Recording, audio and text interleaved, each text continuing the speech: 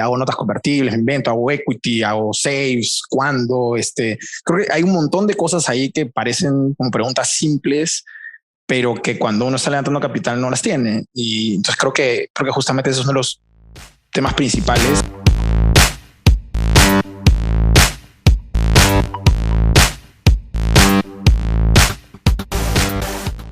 Aprender sobre fundamentos de levantamiento de capital puede ser vital para impulsar tu startup al siguiente nivel, pero no es tan fácil como parece. Si estás interesado en conocer más sobre cómo son los desafíos de levantamiento de capital, entonces este capítulo es para ti. Hola, mi nombre es Jaime Fernández Chávez y actualmente soy el creador del Entrepenauta, lugar en donde buscaré brindarte contenido sobre el ecosistema de emprendimiento e innovación, empezando desde lo más básico. En este capítulo del podcast nos acompaña Augusto Cáceres, socio fundador de Capu Ventures, fondo de inversión ángel basado en Perú, que busca invertir en las mejores startups en etapa seed y pre-seed de Latinoamérica. Además, es uno de los directores de PECAP, la Asociación de VC Peruana. Estuvimos conversando con Augusto sobre sus inicios de su desarrollo profesional, su paso por el mundo emprendedor, para finalmente asumir una importante labor como cofundador de un fondo de capital ángel, además de explicarnos sobre lo básico que debemos de conocer acerca del mundo del levantamiento de capital que no te puedes perder. Y antes de empezar con este capítulo, te pido que nos sigas por redes sociales. Estamos en Facebook, Instagram, LinkedIn y actualmente en YouTube. Espero que disfrutes este capítulo así como yo lo hice. Sin más que decir, comencemos.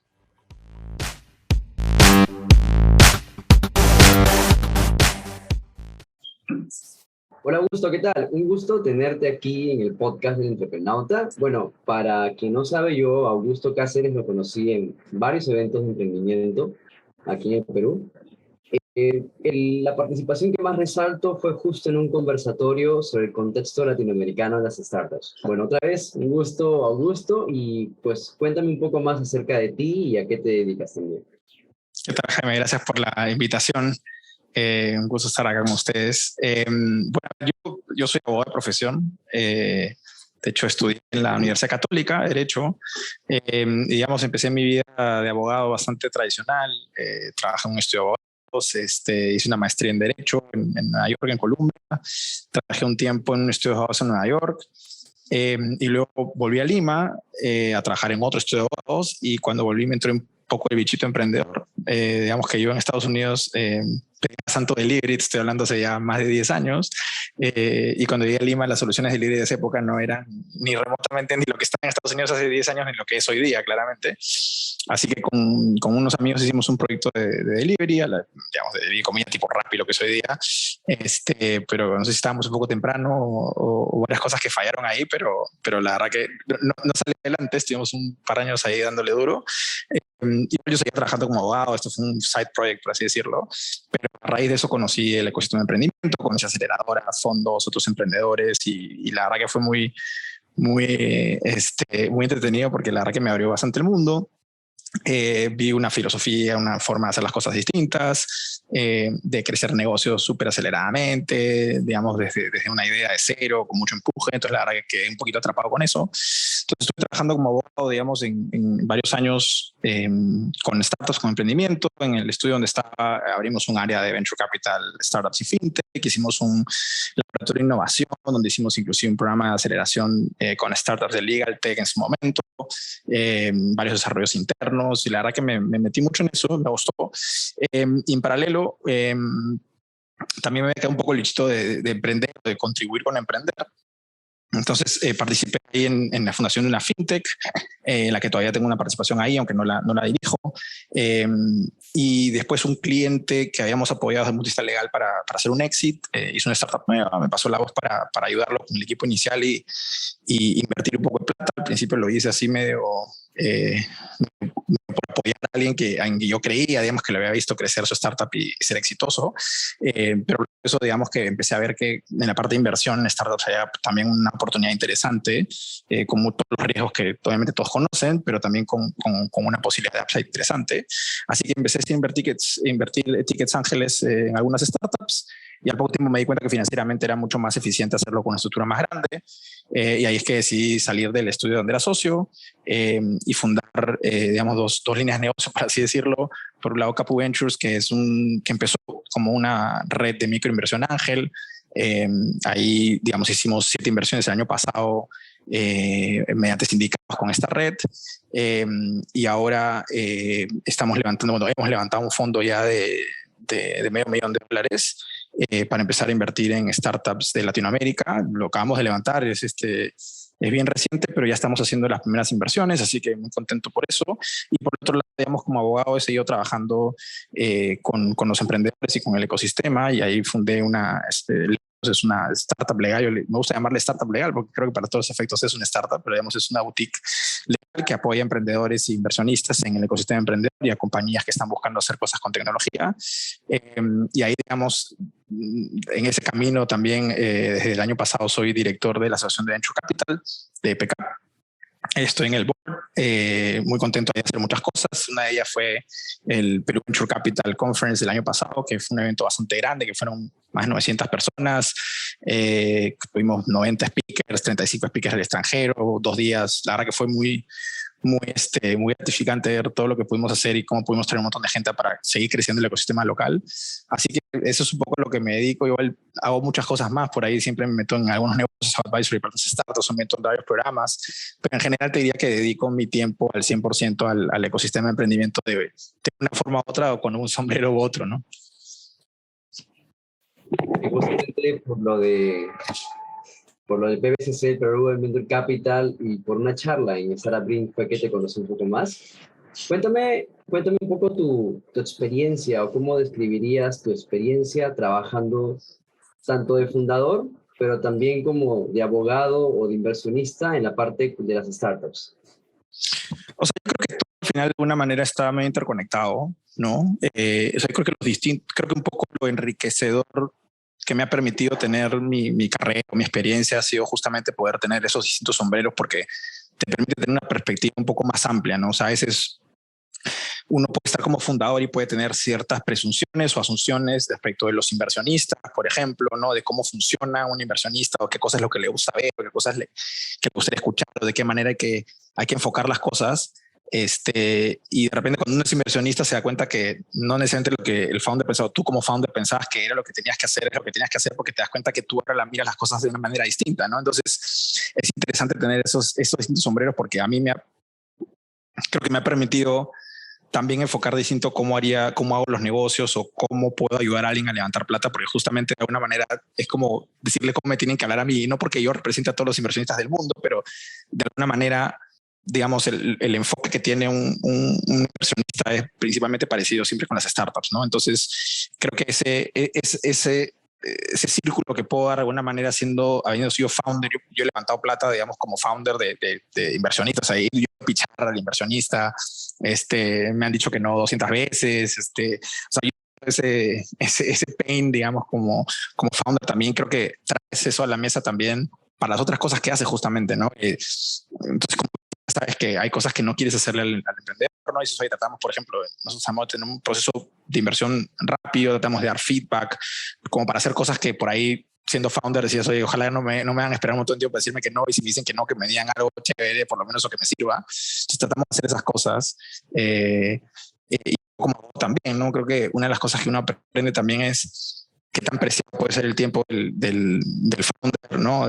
Obviamente estás tratando de crecer un negocio, pucha, la respuesta que tienes que darle tiene que ser, creo que súper on point, súper práctica. No es para que un emprendedor le interese entender pues el 100% de cómo funciona el tema, sino, oye, ¿funciona o no funciona? ¿No? ¿Necesito regulación? ¿No necesito regulación? ¿Tengo que hacer un filing? ¿No tengo que hacer un filing? ¿No? ¿Tengo que reportarle? ¿No tengo que reportarle a alguien? Tú dime cómo es y cómo minimizamos riesgos. Entonces, creo que justamente también eso igual, del mismo caso con los inversionistas, ¿no? Obviamente, pues un inversionista me quiere contratar porque quiere hacer una inversión en una startup peruana y hay que hacer alguna especie de due diligence y ver algunas cosas. No es el mismo due diligence que está haciendo un fondo de private equity en una inversión que hace, ni que hace un corporativo, un M&A cualquiera, ¿no? O sea, son distintas cosas específicas que ves. Entonces, creo que eso te permite ajustar la práctica de todas tus cosas, tanto como founder, como inversionista y como digo en el caso de vos también, que dices, oye, yo sé lo que de alguna manera entiendes lo que necesita, cómo lo necesita el founder y cómo lo necesita el inversionista. Entonces creo que eso de alguna manera me permite tener distintas visiones en todas las cosas que hago y ajustar lo que hago para que se enfoquen mejor en lo que necesita la otra parte, ¿no? Claro, sobre todo este hecho de que ya como has tenido varios sombreros, pues te ha permitido como conocer un poco toda la perspectiva de cada stakeholder en particular. Yendo más a la parte de lo que es lo legal, ¿cuáles son como los principales desafíos legales que enfrentan actualmente las startups latinoamericanas en la actualidad? ¿Y cómo es que se pueden abordar estos desafíos?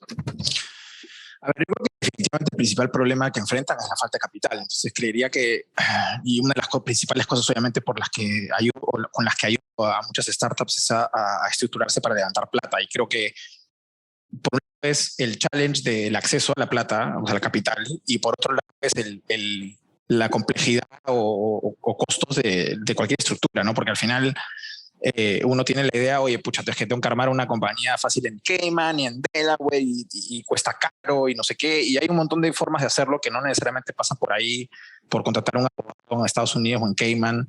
Inclusive hay plataformas hoy donde puedes constituir un LLC tú solo online. O sea, hay un montón de cosas que puedes hacer puedes agarrar un safe de YC y usarlo para tu ronda y no tienes que preguntar nada porque es estándar. Creo que hay un montón de cosas que optimizar y lo que me cuenta también es que lo que falta muchas veces es mucho conocimiento, ¿no? Porque claro, uno está metido en su negocio y no tiene por qué estar sabiendo esas cosas necesariamente. Pero entonces eso también te lleva a que no necesites ser eficiente o no hagas las cosas como tienen que ser o te terminen costando mucha plata, ¿no? Entonces creo que el de los principales challenges no solamente es el acceso al capital, sino también cómo puedes estructurar una ronda, qué valuation le pongo, qué condiciones pongo, le pongo un cap, cuánto cap, doy descuento, hago notas convertibles, invento, hago equity, hago saves, cuándo, creo que hay un montón de cosas ahí que parecen como preguntas simples, pero que cuando uno está levantando capital no las tiene. Y entonces creo que justamente esos son los temas principales y diría lo que me he enfocado mucho en estos últimos años de apoyar a muchas startups, tanto en la parte legal y de estructura legal y etcétera, como también un poco en la parte más de advisory de cuándo salir a levantar capital también, ¿no? Cómo salir a buscar, a quién ir a buscar, ¿no? Oye, quiero pedir tanto, oye, de repente estás pidiendo demasiado, pide un poco menos para que no te gastes en la ronda tantos meses y de repente ajusta tu presupuesto para que te alcance un poquito, ¿no? Que te alcance mejor, en vez de desgastarte 3 meses más en levantar un pedazo más de la ronda. Y de repente, sí, o sea, hay un montón de cosas estratégicas, porque ahí va el tema un poco más en lo estratégico, no solamente escapa lo legal, sino también lo estratégico, que digamos, creo que es parte de lo que falta mucho ese apoyo también a las startups, ¿no? Y eso definitivamente está marcado también por el hecho que creo que todas las startups de alguna manera con las que trabajamos se definen como negocios regionales, ¿no? O sea, todas las startups empiezan en un país y a lo que se apunta es que van a operar en más de un país, en más de un mercado. Entonces eso también tiene challenges desde el punto de vista de estructura, desde el punto de vista fiscal, desde el punto de vista de administración de los fondos. Oye, tengo la Joli en dónde, cómo mando la plata, quién cobra, dónde le pago a la gente. Oye, tengo a la gente en Perú, pero pucha, tengo la compañía acá, los contrato por DI, los contrato en Perú. O sea, hay un montón de cosas alrededor del desarrollo de un negocio digital en la TAM que justamente trae ciertos challenges que creo que al final tampoco son ultra complejos de resolver. Y creo que hay muchas cosas en el mercado que sirven para resolverlos, pero al final es eso, ¿no? O sea, creo que son muchos moving parts, ¿no? Son muchas cosas que se interconectan y que de alguna manera a veces una startup no tiene la capacidad de hacerlo todo junto, ¿no? Hacerlo todo a la vez. Entonces, hacer el negocio, crecerlo y administrar todas estas cosas de back office o de estructura, o tú solo quieres que crecer tú solo quieres crecer en usuarios, crecer en ventas, ¿no? Pero hay toda una cosa atrás que a veces te limita, pero a la vez tienes que dedicarle tiempo para hacerla o contratar gente para que lo haga y no gastarte un montón de plata. Entonces, creo que ahí está un poquito también el challenge de verlo como algo regional, ¿no? Y con respecto al tema de lo que mencionaste de las saves como tal, ¿cuál es como este concepto que normalmente se dice de la save y cuál es como la realidad también? Porque pareciera que fuera perfecto este mecanismo, pero como que en la práctica es totalmente distinto y diferente. O sea, el origen del safe claramente es facilidad. O sea, lo que te pasa normalmente, si tú no tuvieras un instrumento como un safe o una nota convertible, tendrías que hacer todas tus rondas en equity y eso tiene ciertos problemas operativos que hacen que no puedas cerrar tan fácil. Entonces, el mecanismo de safe se implementó para que tú puedas cerrar con un inversionista y decir, oye, Jaime, este es mi pitch, ¿te interesa? ¿Quieres invertir? Mándame firma esto y mándame la plata, ¿no? Que eso, digamos, en un esquema de equity no se puede hacer. Entonces, desde ese punto de vista, creo que cumple su objetivo. Creo que de alguna manera también por partes, cuando la gente le mete mucha creatividad, también se sale lo estándar, ¿no? O sea, yo sí, por ejemplo, trato de impulsar que si van a usar el CDYC, usen el CDYC y no le cambien nada, porque en verdad no necesitan cambiarle nada. Esa estructura funciona y es lo que es. Pero también pasa mucho que uno dice, pero le metieron por acá, encontré un modelo distinto por otro lado, que le metieron algo que yo sabía y ahí a veces sí te puedes meter en problemas. Pero si tú usas lo estándar, es lo que es. Ahora, no deja de tener sus pros y sus contras, ¿no? Obviamente, ¿no? La estructura actual, por ejemplo, de Safe Post Money, que es lo que normalmente se usa, porque puedes tener pre-money o post-money. Lo que en la práctica pasa es que cualquier inversión que tú hayas tenido antes de convertir, ¿no? O sea, si tú inviertes en Safe, tu SAFE va a convertir en acciones recién en un evento futuro, que teoría sería, pues, no sé, tu serie A. Pero, por ejemplo, todo el tiempo que pasa y si levantas rondas en el medio de SAFEs, ese inversionista que invirtió el día uno en SAFE no se está diluyendo hasta que convierte, porque él siempre va a convertir al CAP. Entonces, por ejemplo, eso a veces no se tiene muy en cuenta, ¿no? Que es algo que de alguna manera puede ser malo para el founder, porque está levantando en SAFE, se acumulan y después no se da cuenta que se está diluyendo, pucha, 30%. Puede pasar, ¿no? Y los demás no se están diluyendo, ¿no? He visto errores de cálculo, he visto varias cosas así que uno no lo tiene muy claro. Entonces, creo que eso es un tema que a veces no es un defecto del safe, es un defecto del safe en el sentido de que obviamente no los diluye, pero digo, no es un defecto del safe el hecho de que así funciona, sino que muchas veces no se entiende así. Entonces te puede hacer mal los cálculos, ¿no? Pero como mecanismo yo creo que sí funciona. De hecho, te diría que muchos VCs te van a decir que inclusive para ellos no es el mejor mecanismo invertir en safes, sino que preferirían invertir en equity, porque obviamente tienen, digamos, de una vez ya las shares, si no tienen pues un claim futuro, si la startup muere en el camino, tiene sus particularidades y sus problemas también para los inversionistas. Pero al final, dentro de todo, creo que en la ecuación, si uno mira la velocidad con la que están haciendo las inversiones hoy día, pensaría que también esas estructuras han facilitado que eso sea así. O sea, creo que en la práctica uno puede quejarse mucho, pero en el estándar se ha vuelto el estándar y de alguna manera funciona. Se van haciendo ajustes y van haciendo cambios. O sea, antes no existía esto del Delaware Sandwich porque alguien descubrió que hubo un problema tributario que tuvo una persona, o sea, una startup, un grupo de startups específicos. ¿Verdad? No habíamos pensado que este problema podía ocurrir, entonces mejor hagamos. Entonces, todo iterando, ¿no?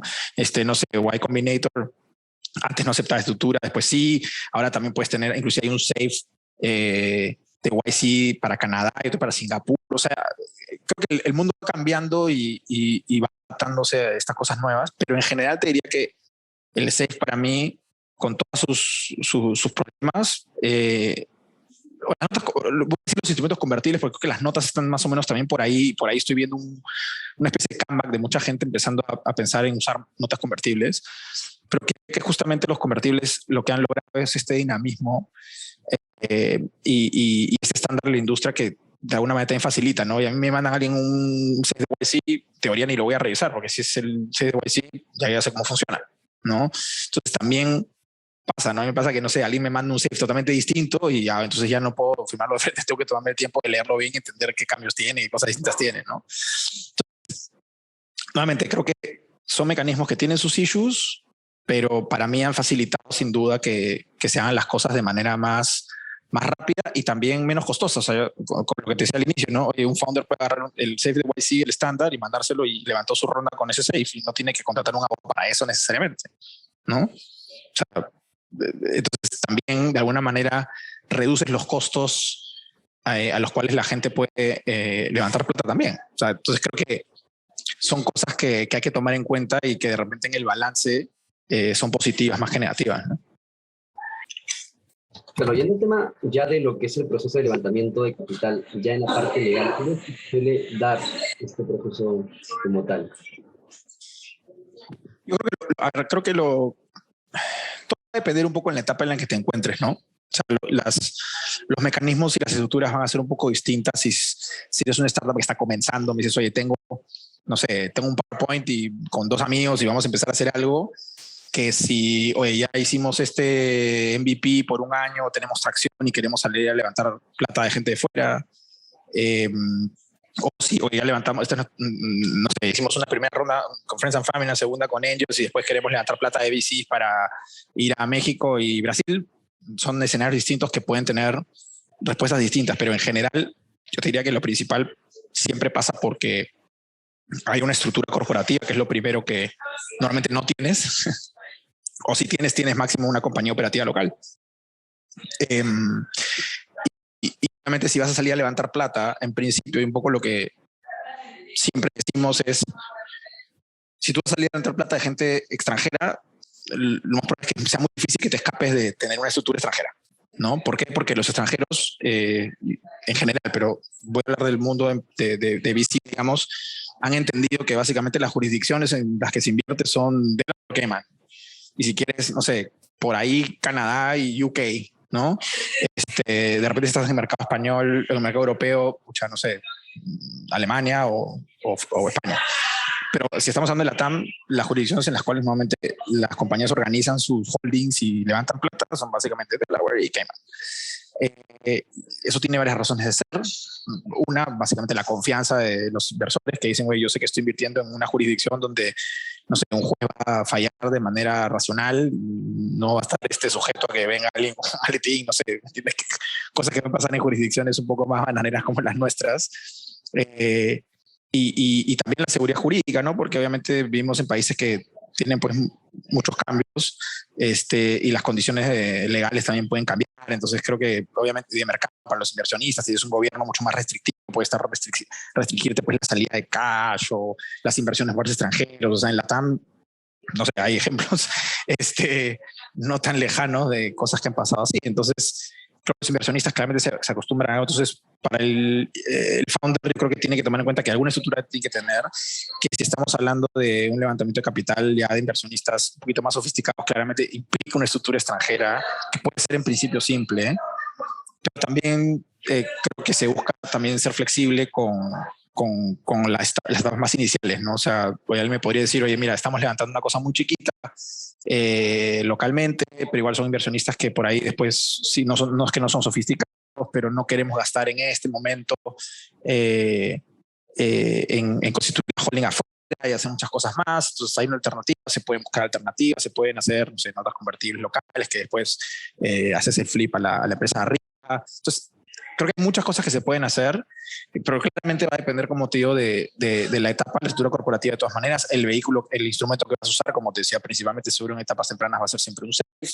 Y me dice, oye, quiero hacer una ronda en equity, te diría, ¿por qué? O sea, pensaría por qué quieres salirte un poco de la norma.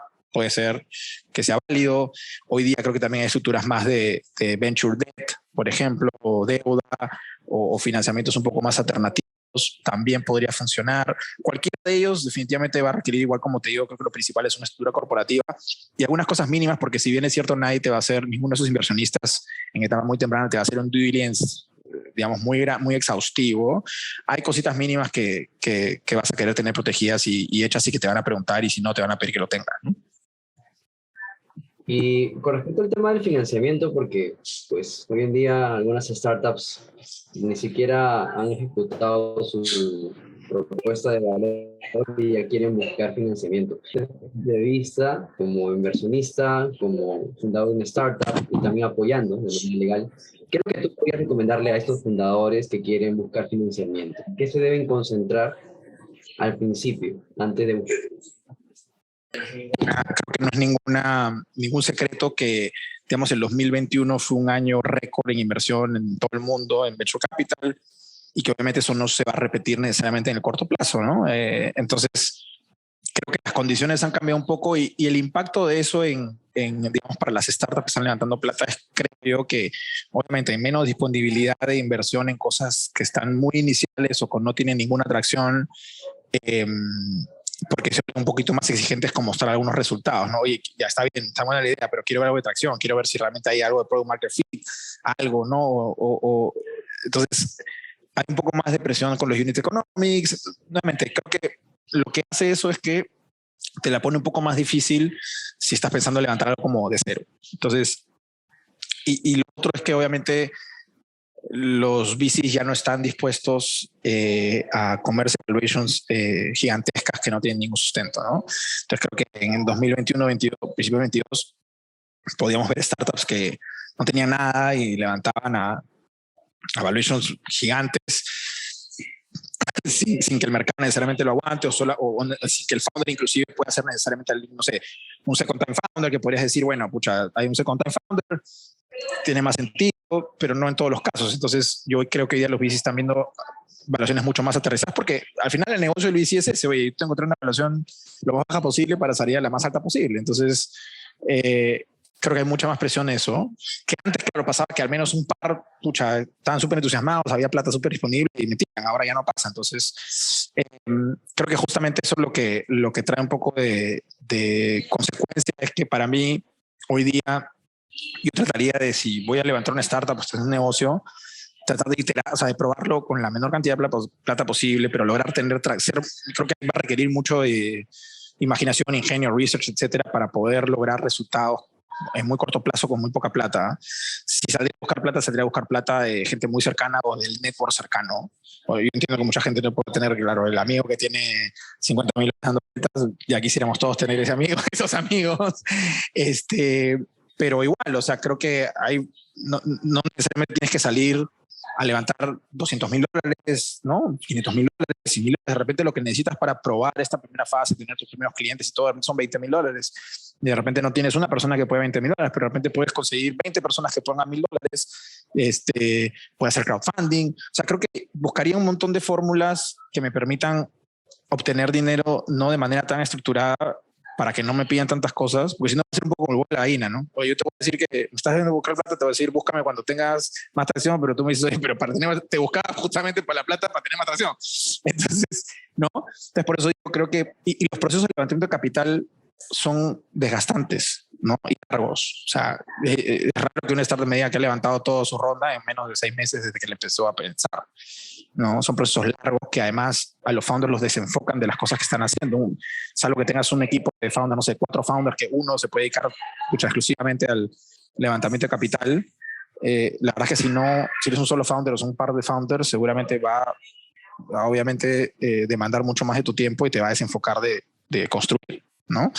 Entonces, como eso es así, yo diría, ya tendría muy seteado obtener resultados cortos con poca plata y tener acceso, digamos, a lo más cercano para no desgastarme, como digo, en un proceso de elemento de capital que no va a ser nada simple si estamos hablando que no hay mucha atracción, ¿no? Creo que hay que mostrar la mayor atracción posible para poder buscar estos fondos. Y quizá la otra parte también interesante ahí, Jaime, creo que el mensaje también es, hay que pensar bien si quieres ser una startup, ir a buscar plata de venture capital, porque lo que también pasa muchas veces es que hoy está sexy, ¿no? Ser startup, pero no todos los negocios, no todos los emprendimientos son startups.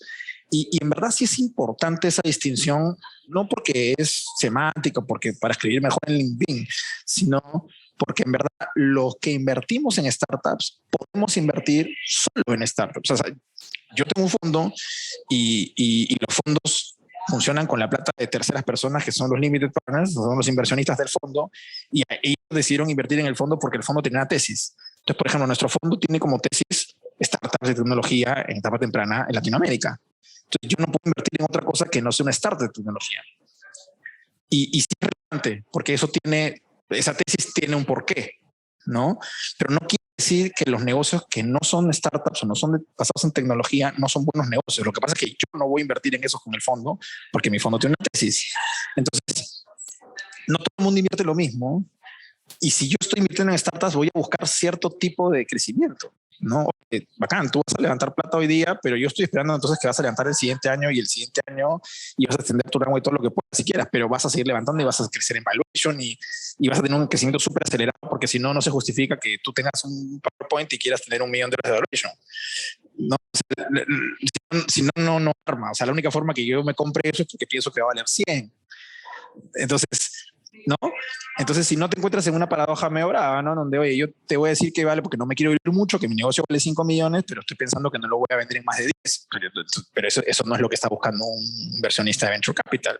2X no es lo que busca un inversionista de Venture Capital, 20, 50, 100. Entonces, si tú entras en ese juego, entras en ese juego. Y no necesitas tú entrar en ese juego. Tú puedes tener un negocio que en verdad tiene tracción bien, que le pagas a sus empleados, que inclusive te estás pagando hoy día, que de repente tienes una pequeña inversión para llegar al siguiente nivel y con eso estás tranquilo, te pasas el sueldo que tú quieres y no necesitas más, porque no necesitas más, ¿no? Lo que pasa es que muchos de esos negocios necesitan ser así de gigantes para ser realmente rentables porque sus unit económicos son muy chiquitos o requieren una capilaridad muy grande. Pero no todos los negocios funcionan así. Si tu negocio de repente funciona con, no sé, le vendes a grandes corporaciones y vendiéndole a 5, pucha, tienes para pagar tu sueldo y a todo el mundo y vivir feliz, entonces ¿por qué quieres 1000 corporaciones? No, o sea, no necesariamente es cara. Entonces, creo que es importante que uno conceptualice ese emprendimiento como realmente a dónde lo quieres llevar y qué cosa quieres hacer, porque si no te vas a desgastar en un proceso de levantamiento de capital con gente que nunca te va a invertir, porque nunca va a ser fit con su tesis, ¿no? Entonces, creo que esta parte sí es muy importante enfocarse a quién vas a buscar. Si vas a hacer una startup, vas a ir a buscar plata venture capital, porque eso tiene ciertas condiciones que no son las mismas que cualquier otro emprendimiento, ¿no? Claro, justamente aquí como haciendo una recapitulación, es básicamente analizar si realmente quieres entrar en este juego del venture capital como tal, en el cual obviamente no es solamente recibir dinero, sino que también es una promesa de crecer exponencialmente súper grande, o simplemente está el hecho de que tú con tus propios fondos de bootstrapping puedas seguir creciendo. Y bueno, volviendo al tema ahorita de lo que es tendencia, porque justamente hace unos días, bueno, para las personas que vayan a escuchar o ver este podcast, hace unos pocos días acaba de ocurrir pues, la caída de uno de los bancos más grandes en materia de startups, que es el Silicon Valley Bank. Vale, Bank. ¿Cómo puede repercutir en lo que vendría a ser Venture Capital como tal y también la percepción que tienen los inversionistas? A ver, yo creo que ahí hay que distinguir dos cosas, ¿no? Silicon Valley Bank no es una fintech, Silicon Valley Bank es un banco que existía hace 40 años, ¿no? Que se especializó en los últimos años, obviamente por lugar donde está, por su base, en empresas de tecnología. Pero el banco era un banco cualquiera regulado con requerimientos de capital, ratios de cobertura, todo lo que le piden a un banco común y corriente en Estados Unidos, ¿no? Entonces creo que hay una primera diligencia importante, porque a veces mucha gente dice, bueno, pero es que, claro, esta fintech que no tiene nada, no es una fintech, no tiene nada, es un banco, ¿ok? Lo otro importante es, claro, era un banco que finalmente al cual la mayoría del ecosistema tenía mucha exposición, o sea, startups peruanas que tenían la plata de su ronda ahí, varias. He hablado en el fin de semana, hemos estado ahí tratando de hacer soporte a varias de nuestro portafolio, varias que tenían plata lograron sacarla, otras que tenían no lograron sacarla a tiempo. Entonces ahí hemos estado tratando de ayudarlos el fin de semana. Entonces sé que hay mucha gente que se ha visto impactada y te estoy hablando de Perú, de Latam, ni te digo, y Estados Unidos, ni te digo, ¿no? Claramente. Ahora, ahí hay que distinguir algo, ¿no? Que es curioso, de hecho, porque creería que nunca ha pasado, pero es algo que creo que nunca ha pasado a estas dimensiones. O sea, lo que ha ocurrido con Silicon Valley Bank es lo que le llaman un bank run, una corrida bancaria, ¿no? O sea, básicamente que todo el mundo, o la mayoría de depositarios, quiso sacar su plata en el mismo momento, ¿no? Yo un filing que habían hecho el fin de semana y decía que en menos de 24 horas la gente había retirado 42.000 millones de dólares en menos de 24 horas. Y entonces tú pones a pensar, oye, ¿cómo es posible que... Entonces, pero no entiendo, entonces el banco estaba quebrado, ¿no? Porque si el banco no podía pagar todo, entonces que no lo alcanzaban. Y eso no es verdad. O sea, el banco, y esto es una tragedia de varias aristas, pero ninguna de las aristas tiene que ver con la insolvencia del banco. El banco no era insolvente. O sea, el banco tenía más activos que pasivos. O sea, el banco era solvente. Lo que pasó fue que el banco había hecho unas malas inversiones y había reposicionado su capital y había reconocido una pérdida de 1.8 billones, que en el gran esquema de las cosas, de 300 billones que habían, no era para morirse. Sin embargo, eso generó una percepción de que había un problema más grande con Silicon Valley Bank, y lo que pasó en el segundo siguiente fue que, como si fuera reguero de pólvora, se esparció, oye, acá algo viene mal, saquen su plata. Entonces todo el mundo, o sea, muchos fondos de Venture Capital mandaron mensajes a sus startups diciendo, muchachos, hay algo raro con Silicon Valley Bank, mejor saquen su plata porque no sabemos si después la van a poder sacar. Y todo el mundo sacó su plata. Y entonces tienes hoy día redes sociales. Twitter era una locura, desde el jueves era una locura con lo que estaba pasando en Silicon Valley Bank. Y claro, entonces esto se generó, realmente se viralizó la percepción de que había un problema con el banco cuando en realidad no lo había. Lo que pasa es que ningún banco del mundo, ninguno, tiene la capacidad de atender todos los depósitos de su gente en un solo momento. Ningún banco del mundo tiene el cash suficiente para devolverle su plata a todos los depositarios en este momento. Así no funciona el negocio bancario. El negocio bancario está hecho justamente porque eso no ocurre en la realidad. Entonces, antes, ¿cuál es lo que pasaba? Obviamente antes tú ibas a una agencia, querías retirar plata, te ibas a una agencia y retiras tu plata.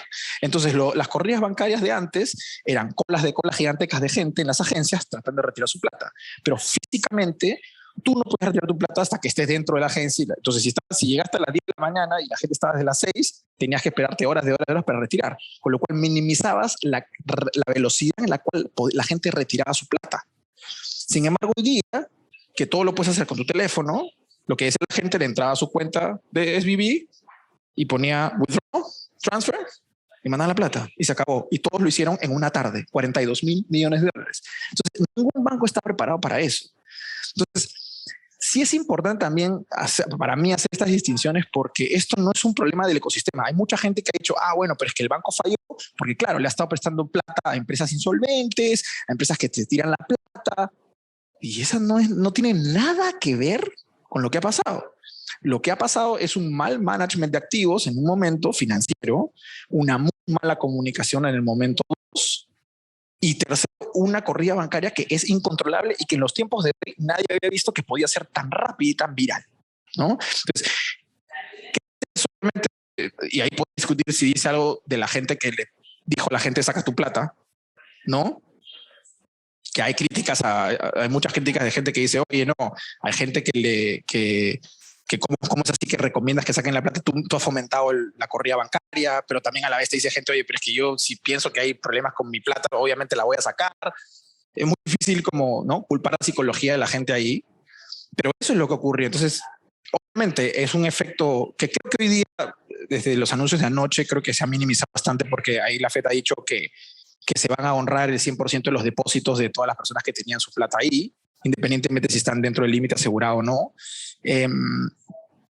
Y entonces, obviamente, creo que mucho del riesgo que se pensaba de startups que no iban a tener hoy día o esta semana para pagar sus gastos o pagar su planilla, creo que se difumina, pero creo que sí evidencia que claramente hay cierto resentimiento, por así decirlo, misconception de lo que implica, a quiénes estás atacando o a quién, mejor dicho, a quién cubre ese banco. Ese banco, en verdad, por decir, oye, claro, es el banco de Facebook, de no sé quién, entonces tienen mucha plata, ¿qué importa? Que pierdan, no les hagan bail o no los protejan. Y en verdad después te das cuenta que son startups las que tienen su plata ahí y las que iban a perder en las startups. Entonces, creo que para mí lo que dice el ecosistema en realidad no tiene que ver nada con un tema sistémico. Si dice algo sistémico es respecto del sistema bancario tradicional, realmente, más que del ecosistema de startups. Y la consecuencia, creo que al final vamos a ver qué cosa va a pasar. Yo creo que podría esto originar que haya, digamos,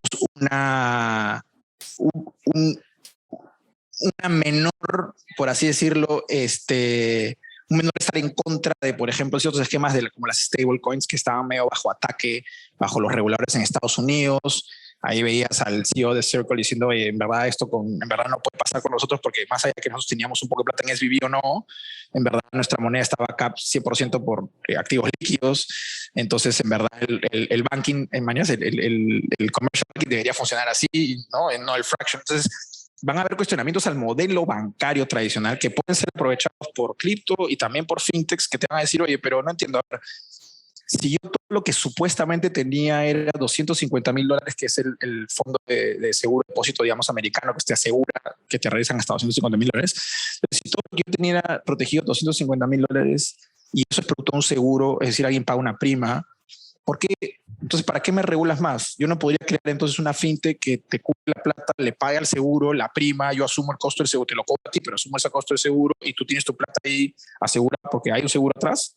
Y entonces yo me arreglo con la compañía de seguros que me pedirá algún tipo de seguridades y ya está. Entonces, ¿por qué necesito más regulación? Entonces, creo que es interesante que esto va a ocasionar, creo, mayor discusión del modelo más tradicional y justamente donde podría haber oportunidad para fintechs o criptos, ¿no? Claro, y justamente ahí lo que has comentado es importante analizar porque en verdad hay diferentes opiniones con respecto a quién es el culpable acerca de todo esto, pero también el tema de las consecuencias, ¿no? Todo el tema tradicional, cómo es que van a ir creándose, o en todo caso hay ciertos modelos que van a empezar a tener un mayor protagonismo hoy en día, ¿no? Que todo lo que ha ocasionado, pues, en sí. Y bueno, y ahora sí ya vamos con las preguntas finales. Primero, tomando en cuenta que ya tienes un montón de pues, sombrero de inversionista y demás, ¿qué consejos un tanto generales podrías darle a los fundadores, tomando en cuenta el contexto de lo cual hemos hablado, de la parte de inversión y demás, de startups latinoamericanas que buscan tener como que este crecimiento en ventas y también posterior éxito? Eh, Hay que creérsela un poco. Creo que yo veo en estos años en el ecosistema, me parece que veo cada vez más founders peruanos como creyéndosela. Creo que antes le faltaba un poquito más de decir, oye, sí, yo quiero hacer esto y después veré si sabes. No, ahora le dicen, yo voy a estar acá y el próximo año vamos a México, Colombia. Hay muchos founders peruanos que se han mudado a México a hacer sus negocios. Creo que al final el mayor mensaje es, hay que hacerlo. O sea, creo que la mitad de los negocios que uno dice, ¿y esto por qué no lo han hecho? ¿Será que es muy caro, muy difícil? De repente no es caro, difícil, simplemente que nadie le gana hacerlo hasta que tú lo hiciste.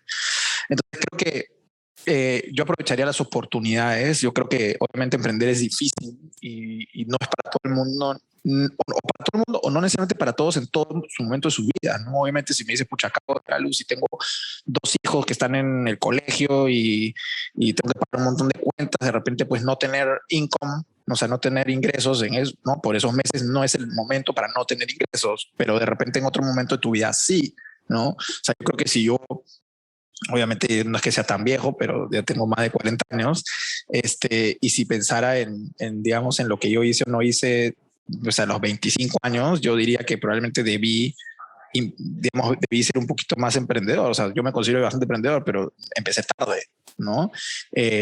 Yo creo que diría, inténtalo, ¿no? O sea, hay muchas situaciones en las cuales puedes probar y probar con un MVP súper corto. No necesariamente tienes que pensar en construir una cosa súper grande. Prueba. A veces, pucha, hoy hay herramientas no code en las que, pucha, alguien con algunas horas de training puede construir un MVP. O sea, hoy día hay soluciones muy fáciles y casi sin costo para poder hacer lo que quieres hacer. Entonces, creo que ahí, miren, mi recomendación es busca bien cuál es el momento de tu vida, etcétera, pero hazlo, ¿no? O sea, si no lo haces tú, alguien más lo va a hacer. Entonces creo que es eso. Y no necesariamente, o sea, creo que está bien, y por ahí puede ser muy contradictorio, ¿no? De creértela de que puedes construir algo súper gigante, pero a la vez también creo que hay que ser aterrizado, ¿no? Oye, piensa si esto puede ser un negocio y que mañana lo crezcas, pero de repente piénsalo primero como un negocio, ¿no? Fíjate cuál es tu necesidad, cuál es tu momento de vida, qué es lo que quieres lograr, etcétera, para realmente ver cómo lo quieres apuntar. No todo tiene que ser un unicornio, ¿no? Entonces, pero probablemente el negocio puede ser un buen negocio, ¿no? Y hay que hacerlo nomás. Entonces, que diría, cuidando obviamente siempre que todo tiene riesgos y no te mandes y no ganen plata, no, realmente al contrario, no tiene que ser así, ¿no? Es un sacrificio siempre emprender. Pero si estás en el momento correcto de tu vida, yo diría que ante la pruébalo, ¿no? O sea, no creo que se valora mucho más los perfiles un poco más redondeados que alguien que solamente hizo algo toda su vida en lo mismo. Entonces decir, oye, no, pero ¿cómo se abre mi currículum si estuve trabajando en esta supercorporación y me salí para hacer una startup y le fue mal? Yo no creo que lo van a ver mal. O sea, o sea, hay gente que seguramente lo verán, pero tú que alguien para el que razonablemente tú quisieras trabajar, no lo va a ver mal.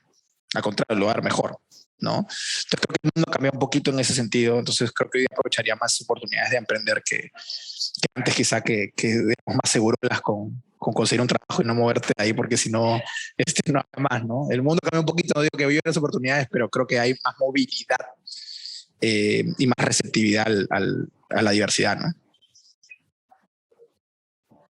Interesante comentario. Y bueno, la pregunta final sería, si tuvieras que recomendarme un buen libro, ¿cuál sería? Solamente uno. Mira, no soy mucho de los libros de autoayuda o ese tipo de cosas, porque o sea, creo que yo consumo mucha información y te diría que en general Twitter, por ejemplo, para mí en su momento fue algo muy educativo para muchas cosas. Creo que si haces el research correcto, hay gente muy interesante de la cual aprender cosas. A mí me ha ayudado muchísimo, creo que he conocido sobre muchas cosas de gente en Twitter en general. Creo que cambié un poquito el algoritmo porque ya no lo encuentro tan engaging o valioso como antes, para serte bien honesto. Pero en general yo te diría que más que pensar en libros de autoayuda, yo te diría que el libro es ficción. O sea, yo creo que también es importante que uno desconecte un poco. A mí me pasa, o sea, yo pienso en esto, en estas cosas, uno está pensando en esto todo el día, por un lado, por el otro, y también necesitas que tu cabeza despeje, ¿no? Entonces, yo ahí recomendaría algún libro de ficción. Puede ser cualquiera que te guste. A mí me encanta Mario Vargas Llosa, por ejemplo. Me he leído varios libros de Mario Vargas Llosa y la mayoría son muy buenos. Entonces, no sé, creo que te sacan un poco de lo que estás y me parece interesante también tener ese momento de desconexión que creo que al final despeja un poco y te hace ver las cosas también de otra perspectiva, ¿no? Entonces, un poco yendo a la contra de lo que normalmente la gente hace, recomendar libros, negocios. Yo recomendaría que también tengas un momento de distensión cerebral y mental. Lo cual es válido también. A mí me encanta la ficción, así que ahí identificado contigo. Buenísimo. Listo. Cuéntanos cómo te podemos encontrar por redes sociales, también, bueno, tus respectivos emprendimientos y empresas que tienes, cómo las podemos encontrar. Claro, sí, bueno, en general creo que el medio más fácil para encontrarme es LinkedIn. LinkedIn / creo que Augusto Cáceres, todo junto. Si no, ahí estoy, seguramente encuentran mi foto con unos kilos más. Y bueno, Capu Ventures, que es el fondo de microinversión, Ángel y Leidos, nuestra boutique legal, también la pueden encontrar ahí en LinkedIn. Que en general me pueden escribir, trato de mirar, no voy a prometer que puedo responder todo porque a veces llega una cantidad grande de mensajes en un rato, pero nada, en general trato de responder todo lo que pueda y de ayudar y de participar en muchas cosas. Así que ahí encantados de poder colaborar con alguien que lo necesite. Genial, Augusto. Bueno, esto ha sido la entrevista con Augusto Cáceres, socio cofundador de Capu Ventures y director de Capu. Un gusto para todas las personas que vayan a ver y nos vemos en el siguiente capítulo del Entrepenauta. Hasta una siguiente oportunidad. Gracias, Jaime. Gracias a todos. Cuídense mucho.